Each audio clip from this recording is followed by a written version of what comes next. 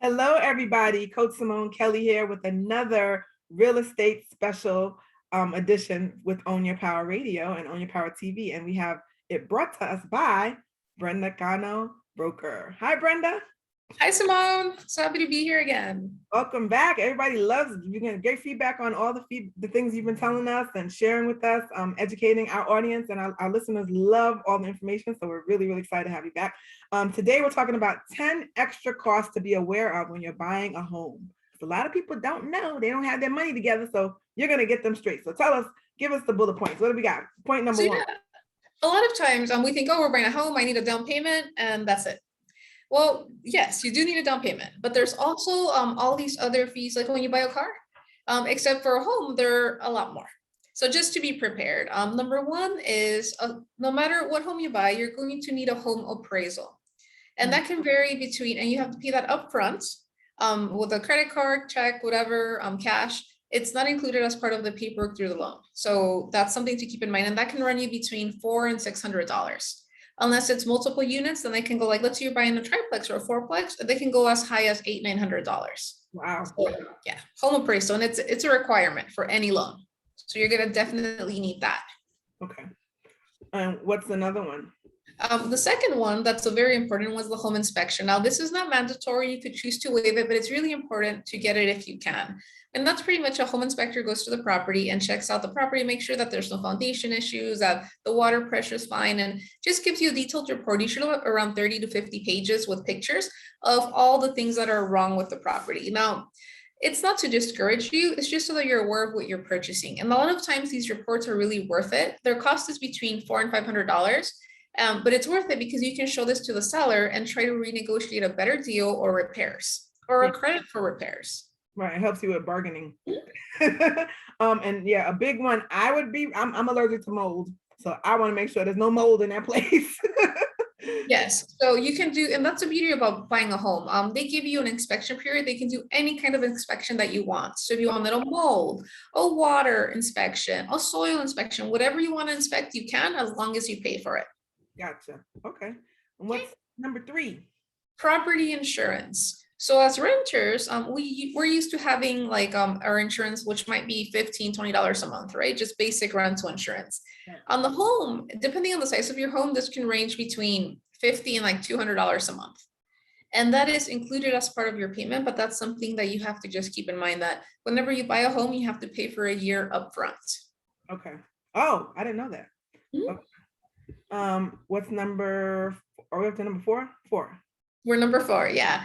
Your escrow and service fees. So whenever you buy a home, it's not like you make a deal directly with the seller and you just give them your money and buy the house. No, you go through a neutral third party, which is an escrow here in California, or in some of the other states, they're title companies or closing attorneys. Okay. And what they do is they charge you a percentage of the transaction, usually between $1,500 and $3,000. It can be a lot more if, let's say, you're buying a multi-million-dollar home. It varies. Mm-hmm. But what they do is they make sure that pretty much everything is done correctly. So there's as a neutral third party, they make sure that the instructions they get are both agreed to by the buyer and the seller to make sure that all the contract is followed through. So that's an additional fee. On top of that, through the service fees, you're going to have like a notary fee, a processing fee, all those items. So closing costs can range up to 3%. So that's just something to be prepared for. Yeah, the closing costs, I hear from a lot of my friends that that's a surprise sometimes. Yeah, a lot of times they just don't know, and unfortunately, a lot of our realtors or loan officers just don't educate us. Right. What's number five?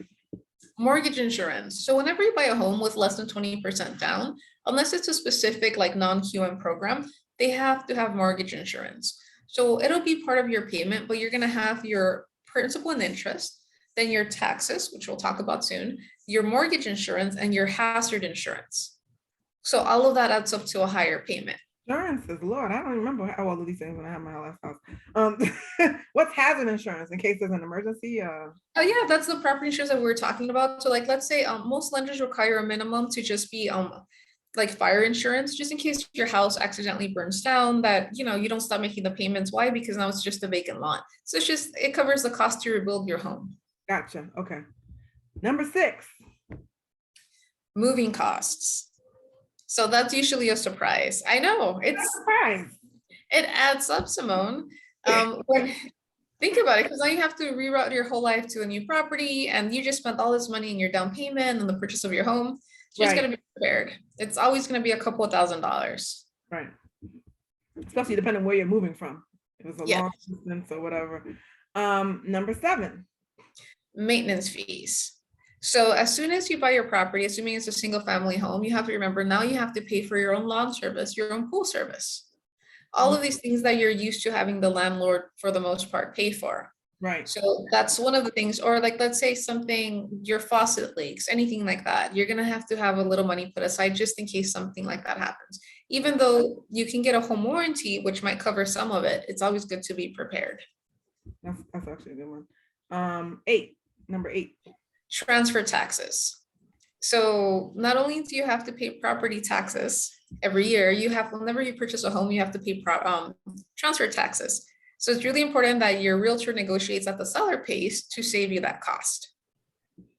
What are transfer taxes? I never heard of that. So it's the transfer between, so let's say you're buying my home, right?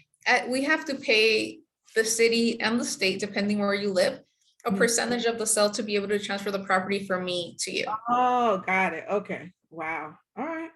Number 9, almost down. Drum roll, please. Now. Number 9. So the actual property taxes. So whenever you buy the home, you're gonna have your regular property taxes, which are gonna be every single year. And as time goes by, your property should increase in value, which will mean you'll get reassessed and your property taxes will increase. There is no such thing as fixed property taxes. So just something to keep in mind. It's never gonna like double in 1 year, but it might go up a couple $100s a year, which might make your payment maybe $30, $40 more every month. Right. Well, it's interesting because I know in the area I used to live in Dania Beach, Florida, they started building up all of these, like Starbucks, once you see a Starbucks coming, the prices are going up, like all the different stores. And then everybody that rents there, like in low income housing areas, their taxes are going up. So it moves people out, unfortunately. Yeah, gentrification. There you go. Number 10, the final bullet point on the list. Supplemental property taxes. So that's a one-time property tax that you get as soon as you buy the home, because usually you end up buying the home for more than what the previous person paid for it. So the property automatically gets reassessed and you get a second set of property taxes, but only on the first year. And what it is the difference between what it was assessed before to now from the day you took ownership of the property. Gotcha. So it's a surprise bill. Yeah. Taxes, they coming at you, boy. They're not going away. 4 or 5 of the bullet points were taxes. Wow. Well, thanks again. This was really, really informative. How can people email you so we can learn more and also find out more about your services? Tell us real briefly. Oh, you can check me out online, or you can shoot me over an email at brenda@brendacano.com. And I'm happy to help. I'm here located in California, but we're licensed to do lending in all 50 states. Wonderful. Well, thanks again for being here, Brenda. And make sure you guys keep it locked on Own Your Power TV and Own Your Power Radio. Remember, anything you want is attainable. Own your power.